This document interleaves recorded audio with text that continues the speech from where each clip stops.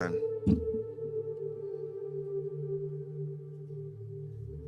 Einstein made a statement. He says that I'm not interested in the phenomenon or that phenomenon. Einstein had said earlier in his life, I want to know the thoughts of God. The rest are mere details. But as he lay there dying in the Princeton hospital, he must have understood that these were secrets that God was clearly keen to hang on to. You know what the secret is? Love. Love. Love.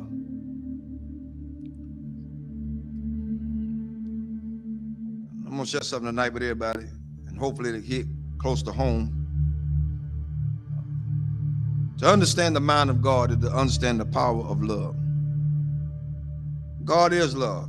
1 John 4:8 says that God is love. Without love, there would be no forgiveness. Without love, there would be no structure. Without love, there would be no mercy. Without love, there would be no kindness. Without love, everything else would go completely out the window. I learned this week.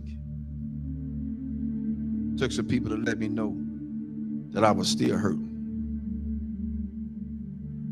And I'm gonna let everybody know tonight. This is my reality. Not to slight anybody. A lot of things that I know I hadn't always done right, hadn't been right.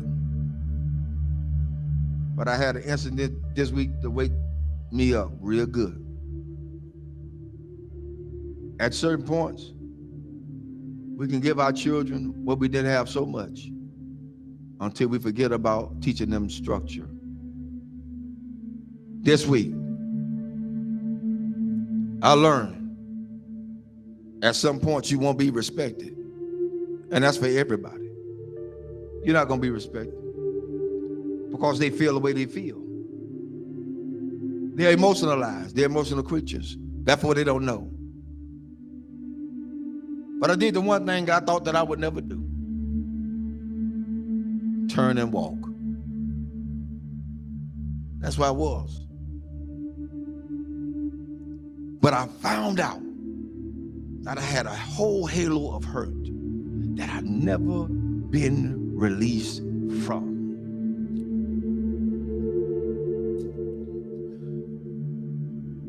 My respect factor has never really been known because I never got it. Never got it. People say they respect you. Say they love you. Where is it? One of the things we got to realize is what we train our children to do, they're going to do it to the fullest extent. If you let them be into your business as adults, then they're going to have all rights and privileges to say what they want to say, not knowing the outcome of what could be. But I learned something. Even though I went through all that hurt and I'm still hurt, that's all right. I don't mind it. I'm going to go through this thing. I'm going to go through it. Because at this point, I don't owe nobody nothing. I owe God himself. For me, I did what I needed to do and walked away. I did what I had to do and walk away. And it ain't easy. It ain't easy trying to do right and you still get damaged. It ain't easy. God help me tonight. It is not easy. It is not easy to be in a place and feel like you're trapped. Because even when you do good, evil is always present. So you have to face the fact. That's why I said a lot of times, I've told people, and I still tell people today, don't hold me up as no God. Because I'm going to fall. And I'm going to make you fall. Don't hold me as no God. I'm gonna make some decisions that folk just is not gonna like. I'm gonna turn over some chairs and some tables that people are not gonna even be able to imagine that whoa, the Reverend did that. Oh, yes, because I'm human. I'm human. I'm human. One thing I learned from all this is that you don't have to stay where you're not welcome. Thirdly, I ain't studying nothing nobody say. I came in this world alone. I'm gonna die alone. So you got to stand for yourself.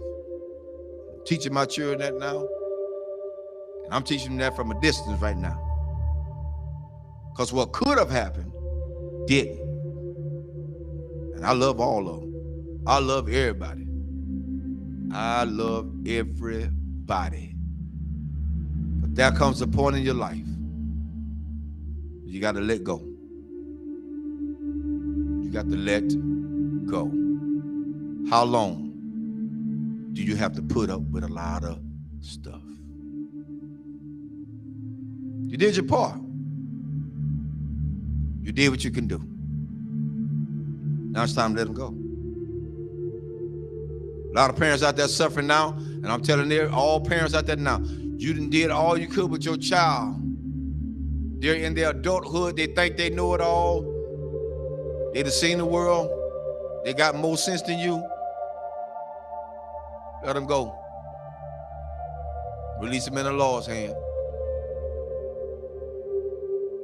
If you get in the way, you get in the way of God's hand. Get out the way. Because whatever God got for them, that's what he's going to get. Well, that's how it is. Children shouldn't be involved in the parents' business. Amen. I'll say it again. Children should not be involved in their parents' business.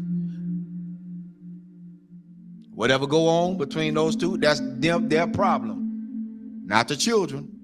But the children are affected by it. But guess what? It's up to those parents to sit the children down and talk to them together, not apart.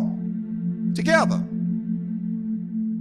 Together. You want to stop a whole lot of confusion? Talk about it together.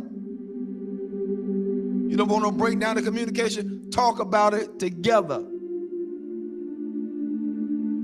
At this point for me going forward, that's what we're going to do. And if they can't do that,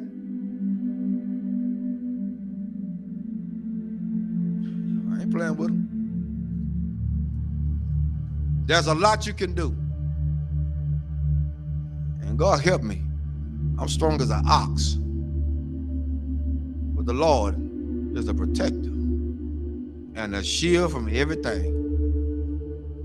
And Lord help me, I got the scars to prove it. Cried many a days. But I ain't got to cry no more. My mind's made up.